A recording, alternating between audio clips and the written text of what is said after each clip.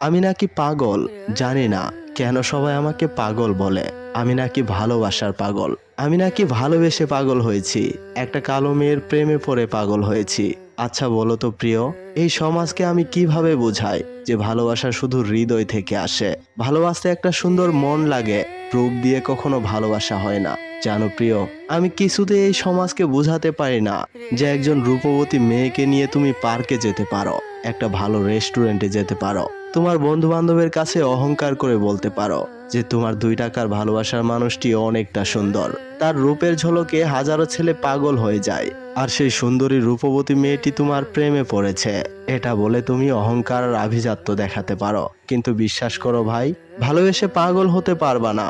কেননা তুমি তাকে ভালোবেসে পাগল হয়ে যাওয়ার আগেই সে আরেকজনের হাত ধরে নেবে, আর তখন সেই ছেলেটিও তোমার কাছে এসে বলবে, অহংকার করে বলবে, আমি একটা সুন্দর মেয়েকে ভালোবাসি।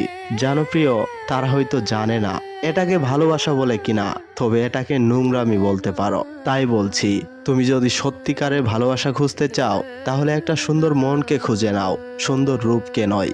আর তুমি যখন একটা সুন্দর মনের মানুষকে ভালোবেসে ফেলবা, ঠিক তখনই বুঝতে পারবা সত্যি তোমার প্রাণের প্রিয় মানুষটি পৃথিবীর সবচাইতে সুন্দর মনের মানুষ, আর পৃথিবীর সবচাইতে সুন্দর রূপের অধিকারী। তাই তো আমি বলছি, হ্যাঁ আবারও বলছি, দয়া করে গায়ের রং দিয়ে ভালোবাসার মানুষকে বিবেচনা করবেন না। কেননা তারও একটা সুন্দর মন আছে, তারও কিছু অভিমান আছে। সেও কিন্তু অহংকার করে বলতে পারে যে আমি একজনকে ভালোবাসি, আর আমার মনের মানুষটি তোমার মতো এতটা অহংকারী নয়। জানো তোমরা, আমার মনের মানুষটি একটা পাগল, আমার জন্য পাগল, আমার ভালোবাসার জন্য পাগল। তার পাগলামির কথা কি আর বলবো তোমাদের, বলে কখনো শেষই করতে পারবো না। সে আমাকে প্রতিদিন ফোন দিয়ে বলবে, তুমি ঠিক মতো খাওয়া দাওয়া করেছো তো? ঘুম হয়েছে ঠিকঠাক? না রাত্রে ঘুম জেগে ফোন চালিয়েছ?